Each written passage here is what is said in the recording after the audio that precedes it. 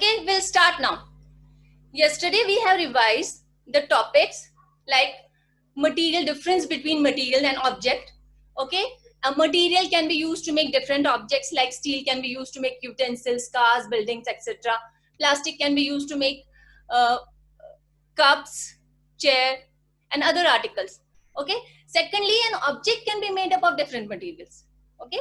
A tumbler can be made up of glass, plastic, paper, steel, etc. Then different materials have different properties, but all materials have two properties in common. All of them have volume and mass. What is volume? Volume is the space occupied by the material, and mass is the amount of matter present in that object. Okay. Then anything that occupies space and has mass is known as matter. And remember this term, matter. Now, what is matter made up of? Matter is made up of small particles known as atoms. Okay. Now, what are elements? Substances that are made up of only one kind of atoms are known as elements. For example, oxygen, hydrogen, carbon, iron, etc. are elements. Okay. And compounds, substances that are made up of two or more atoms or elements, two or more elements actually are known as compounds. For example, water, which is made up of hydrogen and oxygen, carbon dioxide, which is made up of carbon and oxygen. Okay, these are elements and compounds. Now, what is the need of classification of materials? As we know, different objects, different materials have different properties. So sorting materials on the basis of their properties into groups is known as classification. Okay, classification enables us to make a systematic study of anything. It makes identification easy. It makes easy to locate things. Okay, fine.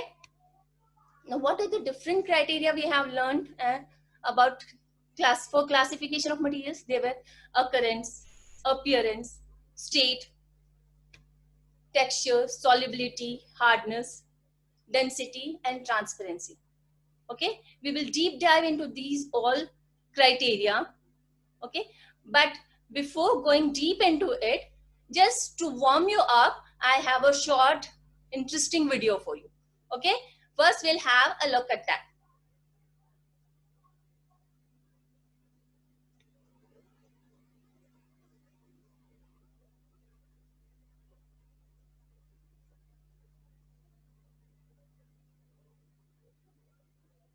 Introduction.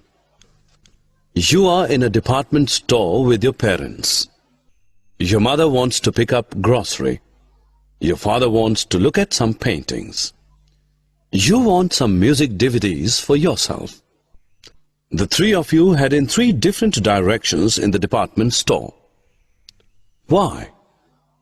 Because all the objects in the store are categorized into different sections according to their types. Such organization is convenient and leads to better management. In this lesson, we will learn in detail about the basis for classification of materials. Objectives. At the end of this lesson, you'll be able to sort materials on the basis of their shape, sort materials on the basis of their state, sort materials on the basis of the raw material used, understand why sorting of materials is important. What makes life interesting is its variety. Look around yourself. You see people of different regions speaking different languages, engaged in different professions, eating different food and pursuing different hobbies. That is not all.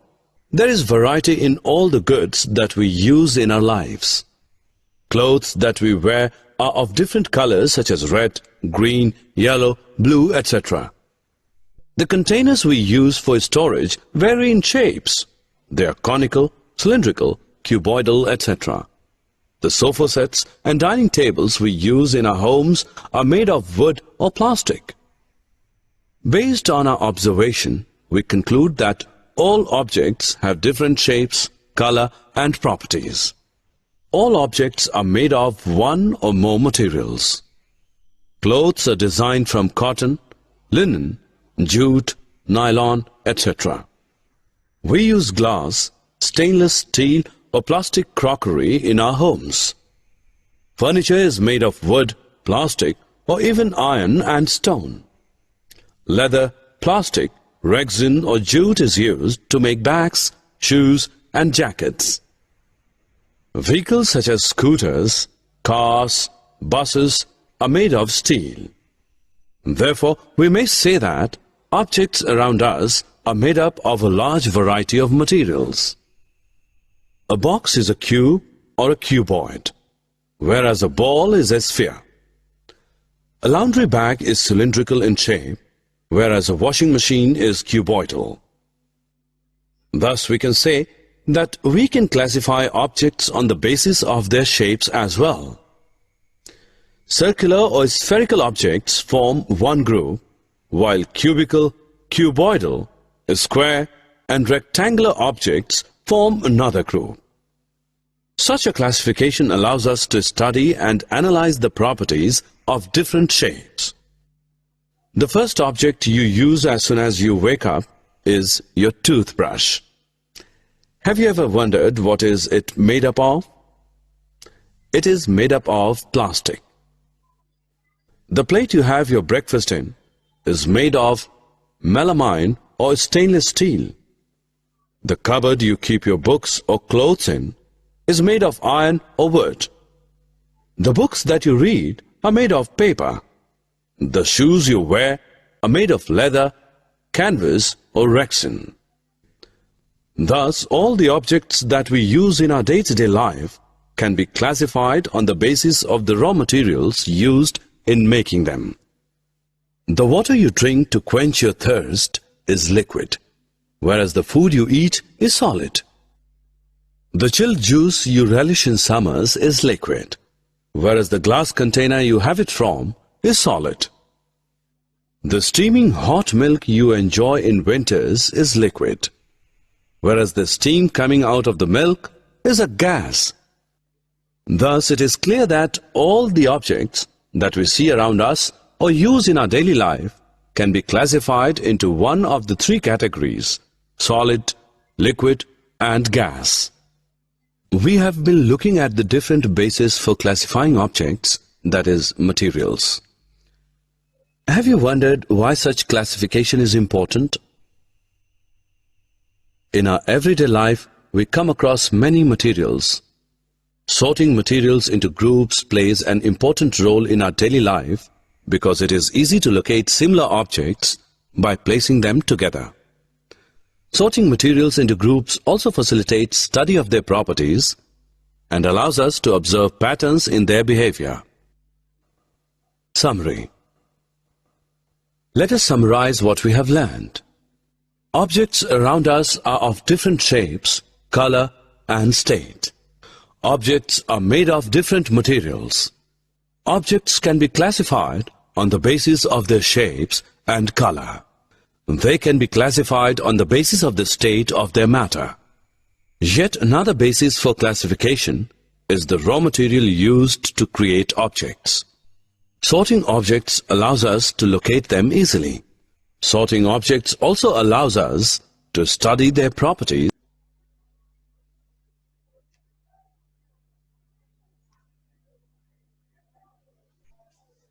Hope you all are, you have no doubts regarding the difference between materials and objects now and the need for classification. So there can be many criteria for classification of materials. Even shape, we can classify materials on the basis of their shape, their color, the material used in it. Okay. So some of the criteria of classification of materials we will be studying now. Okay. The first one that we are going to study is appearance. Different materials look different. Okay. If I say wood looks different from aluminium, sand looks different from plastic. So materials appear differently. Okay. Different materials have different appearance. Okay. On the basis of materials, we classify materials generally as lustrous and non-lustrous materials. Now, what do you mean by lustrous materials? Materials that have a shiny appearance are grouped as lustrous materials. For example, a gold brick, it shines. Aluminum foil, it has a shine. Okay, and non-lustrous materials have a dull appearance. They do not have shine. Example, sulfur, wood, and a stone, a rock. Okay, a paper, a glossy paper has a shine, but a simple paper is dull in appearance. Okay, all these are examples of non-lustrous materials. Now here I would like to add some lustrous materials also lose their luster or shine after some time when they are exposed to air or moisture. Such kind of materials are said to be tarnished. Metals, when on exposure to air or moisture, get tarnished. That means they lose their shine or luster. Okay, how can we regain or restore the luster of such materials? By rubbing it with sandpaper. Okay, here. So, on the basis of appearance, materials are classified as lustrous or non-lustrous materials. Now, one of the important criteria for classification of materials is solid physical state. On the basis of physical state, they are classified as solids, liquids, and gases. We have already learned this in class 5 in detail, but here I'll explain it again. Solids, liquids, and gases are differentiated on the basis of different parameters. Like first of all, shape. Solids have a definite shape, but liquids do not. Liquids take the shape of the container. For example, a glass of water, a mug of water, a bottle filled with water. They take the shape of the container they are filled in. Okay, gas too do not have a definite shape. Now when we talk about volume, now what is volume? Before we start, volume is the space occupied by a material. Okay, so solids and liquids have a fixed volume. Okay, it has a fixed volume. Liquid, when I say about water, it is 250 ml of water. That is the volume of water. 1 liter of milk, that is the volume of milk. And milk and water are liquids. Gases do not have a fixed volume. Now, next point is fluidity. Solids cannot flow. Now, why solids can't flow? Because I have told you earlier, materials are made up of, or matters are made up of small particles. In solids, these particles are held together closely. Okay, and why are they held together closely? Because there is a strong force of attraction between the particles of solids. So they are held together, they are closely packed. That's why they cannot flow. Liquids, when I talk about, in liquids, the particles are loosely packed. Reason behind it? Because the force of attraction between particles is weak. That's why they can flow. And gases can readily flow. Reason? When I compare solids, liquids, and gases, gases have weakest force of attraction between molecules. That's why they can flow easily. Okay, and the particles are very loosely packed. Clear? See. This figure shows you the arrangement of particles in solids, liquids, and gases with one example. See, arrangement of particles in solids, they are closely packed, held together. Liquids, there's a intermolecular space between them, loosely packed, because force is less here. Gases, molecules are very loosely packed because of weak force of attraction between particles. That's an example of solids. One example, because water exists in all three states of matter. It is solid, liquid, and gas. Here is the example of water. The solid state of water is ice, liquid state is water itself, and the gaseous state is the steam or the water vapor. Clear this? Okay, now then we'll move ahead to texture. And how can we feel the texture of a material? What do you mean by texture of a material? Okay, when we touch a material, touch the surface of a material. Some of them have bumps or ridges over them. It is rough to touch. And some are very plain or smooth to touch. Okay, on the basis of texture, materials are classified as rough and smooth. Rough materials have bumps and ridges on their surfaces. For example, rocks are rough, bark of a tree is rough, a stone is rough. Okay, rusted iron plate, it is rough. Now, smooth materials have a plain surface. For example, flower petals have a plain surface. Glass sheet, a mirror, okay, a glossy paper. All these have plain surface. Clear? Next criteria for classification is solubility. One important one. Okay, solubility. What do you mean by solubility? If I add a spoonful of salt or sugar in a glass of water and stir it well, what will happen? It will disappear. That means it will get dissolved in it. Okay, that shows that salt and sugar are soluble in water. Okay, they are soluble in water. How do they dissolve in water? Water is a liquid, as I told you now. It has intercellular space, intermolecular spaces. The solid fills that spaces and get dissolved in it and forms a solution. Okay, so materials that dissolve in water, generally we talk about water as water is a universal solvent, but if any other solvent also we can consider. Okay, materials that dissolve in water are called soluble materials. Example, salt and sugar. And materials that do not, if the same experiment or activity we do with sand or chalk powder, we add a spoonful of sand or chalk powder in a glass full of water and stir it. Will it get dissolved? Will it disappear? No, it won't. That means it is insoluble.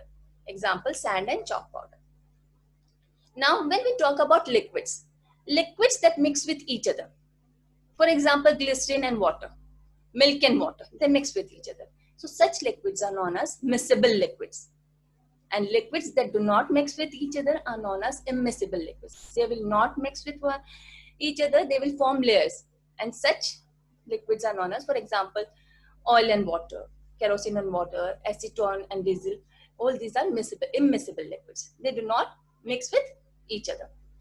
Okay, the next criteria or the next property on the basis of which we classify objects or we sort materials is hardness and softness. So materials that can be compressed, okay, when we apply pressure to it, okay, its shape gets changed, it gets compressed. So materials that can be compressed are smooth. For example, sponge, a cushion, these are smooth. And materials that cannot be compressed are hard materials. Diamond is the hardest material known. Okay, and iron nails or many metals are hard. Okay, and soft materials can be compressed. Okay, now density. What is density? First we'll define density. Okay, if you have a pen and a copy, just note down the definition of density.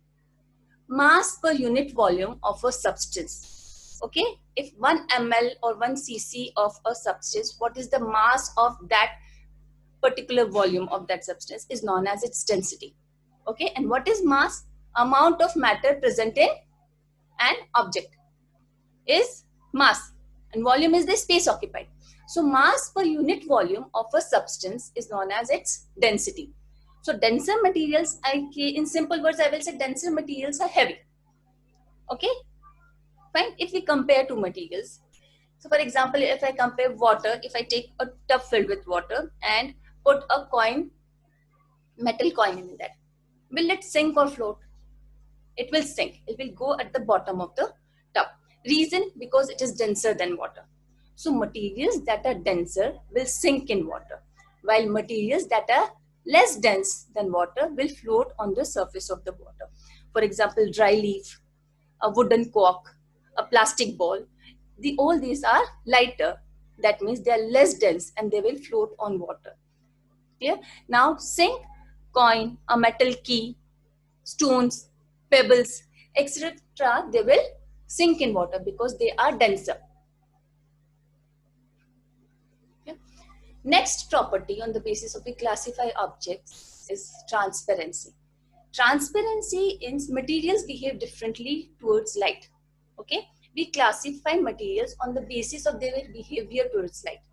So on this basis, materials are classified as transparent, translucent and opaque objects. Check this out. I can see the person on the other side of this material. This is transparent material.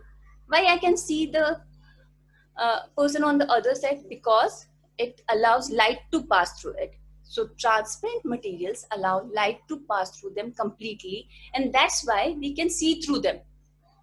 Okay, glass, plain glass, air, pure water, all these are transparent materials. We can see through them. Okay. Now, translucent materials, we can partially see through them because they allow only some light to pass through them. Okay, these materials are known as translucent materials. For example, frosted glass, oiled paper. Yesterday I told you to perform an activity. How many of you have done that? Just raise your hands. How many you have done that activity? Kushagra, Amber, Kervi.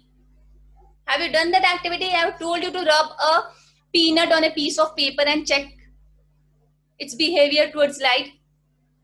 Okay, if you have not done it yesterday, do it today. Okay, now there are certain materials that do not allow any light to pass through them. Okay, we cannot see through such materials like wall or cardboard, etc. Okay, we cannot see through such materials. So this is transparency. This is behavior of certain objects towards light. Clear? Okay, so what are the key takeaways? With this, we have completed our revision of this chapter. After this, we'll be discussing some notes. Then tomorrow, we will be discussing the book exercises, our textbook exercises. And I'll be uploading a test paper based on that. Okay? All this material I will be uploading on Schoolroom as well as posting it on your broadcast group also, so that you can prepare your content and you can prepare for your test. Okay, so key takeaways. All objects are made up of materials. No need to write down all these points. Okay, but keep the copy safe. Okay, keep this soft copy safe. All materials occupy space and have mass. Anything that occupies space and has mass is matter, and matter is made up of atoms. Atoms unite together to form molecules. The smallest particle of an element is atom. Smallest particle of a compound is molecule. Different materials have different properties. Now, grouping similar materials together is known as classification, and that is sorting of materials into groups, and that is known as classification.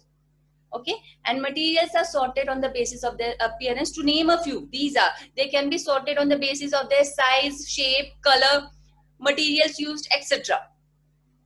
Okay, so materials are sorted on the basis of their appearance, texture, hardness, density, state, solubility, transparency, etc. Okay, now here is a concept map to summarize all the properties of materials. See, objects are made up of materials, and here are all the properties that we have discussed: transparency, solubility, state, hardness, texture, appearance, density, etc. Okay, clear this one? Now we'll move ahead to our notes. Okay, I have few question answers for you. We'll discuss it now, and by this we'll get an idea what kind of questions are asked on this topic. Clear? Now, see, name any two examples of water-soluble and water-insoluble materials. First of all, learn examples for all properties of materials. Okay, lustrous materials, non-lustrous materials, then hard materials, soft materials, then soluble, insoluble, miscible, immiscible, transparent, translucent, opaque. Okay, you should be familiar with these terms and examples and their examples. Clear? So soluble materials examples are salt and sugar, and insoluble materials examples are sand and chalk. There should be a comma here. Okay. Now what are lustrous materials? Give two examples. See, examples are very important. Whether or not they are asked, you have to write examples.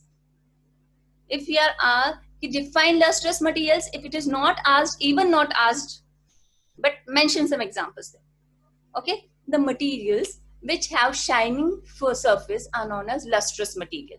Gold and silver are the examples of lustrous materials. Now, name any three properties on the basis of which materials are classified. Okay, you can name any three. Okay, here I have written physical state, solubility in water, and behavior towards light. Physical state, solids, liquids, and gases. Solubility is soluble and insoluble in water, and behavior towards light, transparent, translucent, and opaque objects. Clear? You can write any. Any other, like appearance you can write texture, you can write hardness, you can write density. Clear?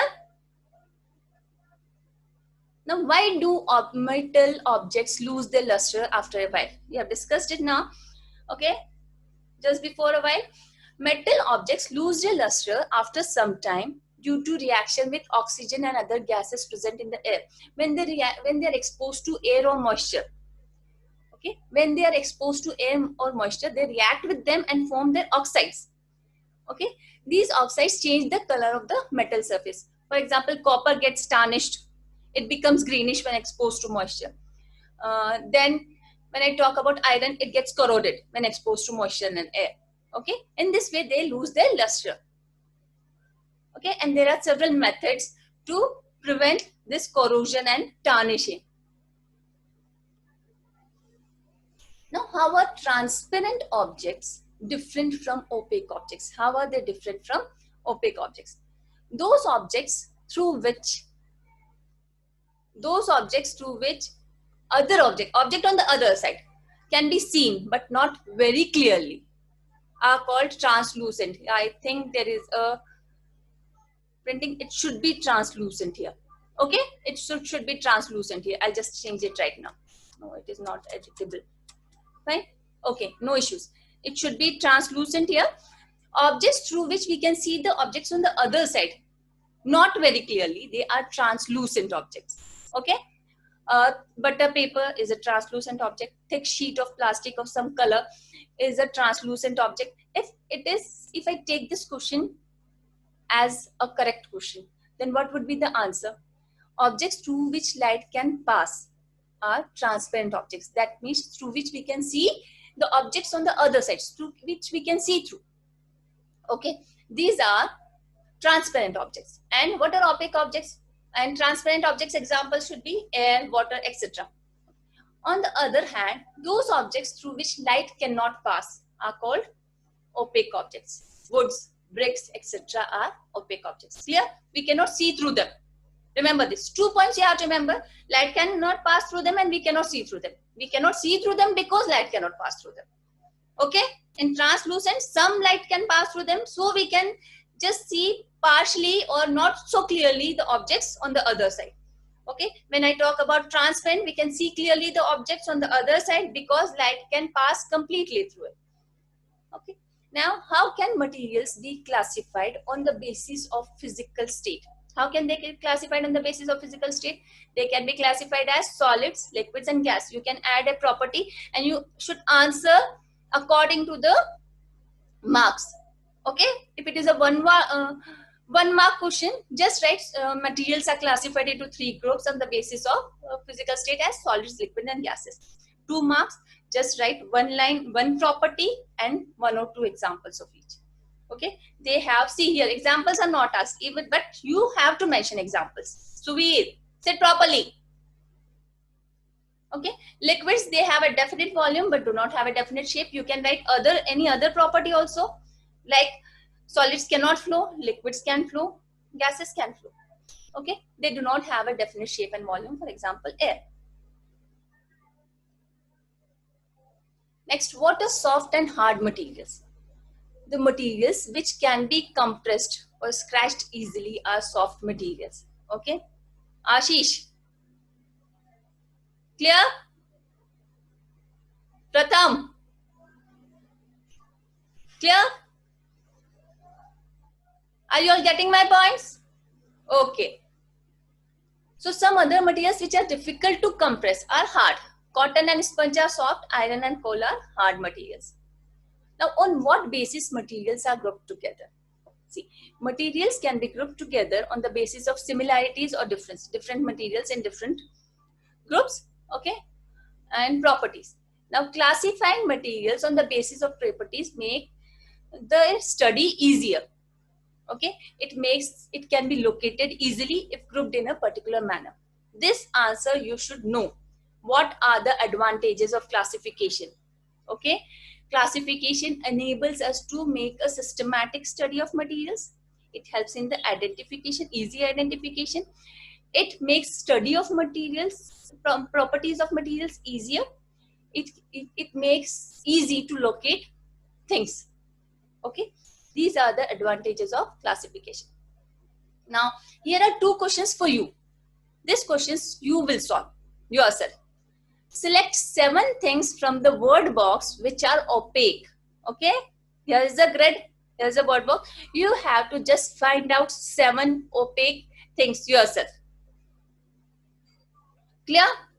Then this is also your assignment. Do it yourself. Okay, and just send me, take a pic and send me on my group. Can you sort the following objects? And but okay, send me in private. Only these 2 questions you have to do. Okay, other notes I'll be giving you as a PDF, so no need to write, but just save that copy.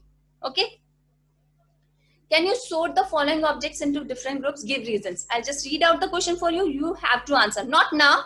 Okay, just write it down on a paper and take a pic and then post it to me privately on my WhatsApp. 50 yellow color t-shirts of same size of same company. How will you sort them? Or is it possible to classify them? Okay, your kitchen having 10 packets of 1 liter full cream milk of Amul purchased from different shops. 100 pens of same shape but different colors. Okay, paper napkins of same packet. Can you classify them? From a same packet, paper napkins taken out. Can you classify them? Then all newspapers of March 2020 kept in your storeroom. Will it be easy for you to classify, or on what basis you are going to classify them?